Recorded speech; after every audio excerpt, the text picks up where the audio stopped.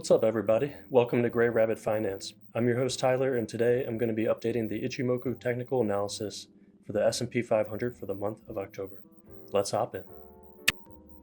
All right, everybody, thanks for tuning back in, and here we are, S&P 500 on the monthly chart. And so, as we mentioned last month, everything is going according to plan still. We've got a nice, strong, bullish Kumo cloud here. And we have all 5 of the Ichimoku lines are pointing up. We've got the Tenkan-sen, Kijun-sen, Senko span A and B, and we have the Chikou span above the candles. So this is a very bullish trend.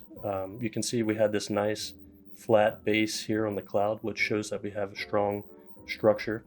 And so this month's candle is nice and bullish. We've got 12 days left for it to close, and everything's going to plan. So right now, in terms of time analysis, we've hit a Henka B, which was here on July 1st, and we've seen trend acceleration. And so, guys, when we reach these time cycle lines, we either see reversals in the market or we see trend continuation.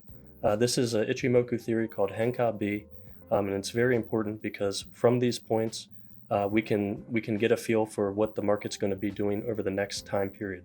And so between this point here, July 1st and May 2025, we know that this trend should be continuing. And so I'm expecting the trend to continue up into this upper trend line where once price hits that point, price and time will be balanced and we could see a major correction in the US stock market.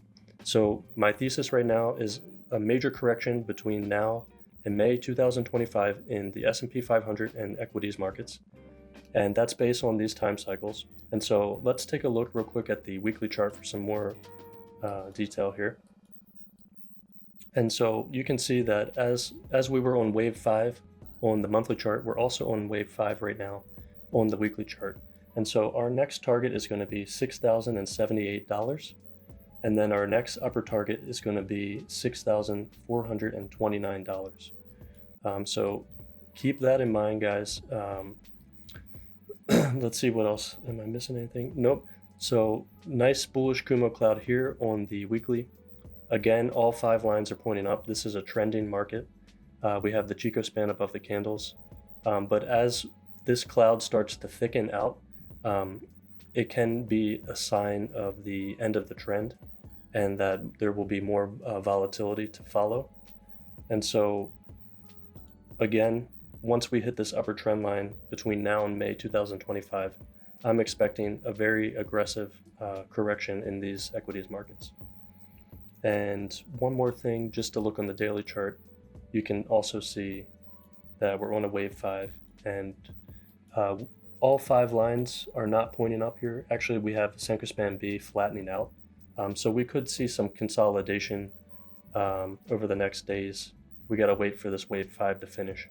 But overall, this is a nice bullish Kumo cloud structure, and this trend is also still intact. And you can see that we just broke through this part of the Gan fan here. So overall, guys, just to summarize, expect the S&P 500 to top between now and next May. We're going to be looking at the price action to confirm a reversal. And these are our targets, 6,078, 6,429. And let's take a second and let's look at some other charts that I found interesting. Okay, guys, if you haven't followed me on Twitter, please look for me. I'm at Gray Rabbit Fin, so check me out on Twitter. And so this is just a little tweet that I found from Jason Gopfert. He says, "You know who's not chasing stocks here?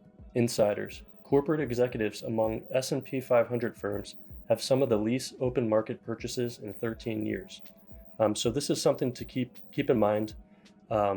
We have our thesis right now that the market should be topping between now and May, and this is just a little bit of fundamental news, a little bit of analysis here from the corporate insider buys. And so this could be also signaling that we're getting very close to a top. So keep that in mind, guys. Let me know what you think in the comments. Are stocks done? Are we gonna? I think we're gonna keep rallying going into the U.S. election, but whoever is the next president is going to be blamed for the stock market crash. So That's my thesis right now. Let me know what you think in the comments below, and thanks again for everybody for liking and subscribing, and until next month, peace.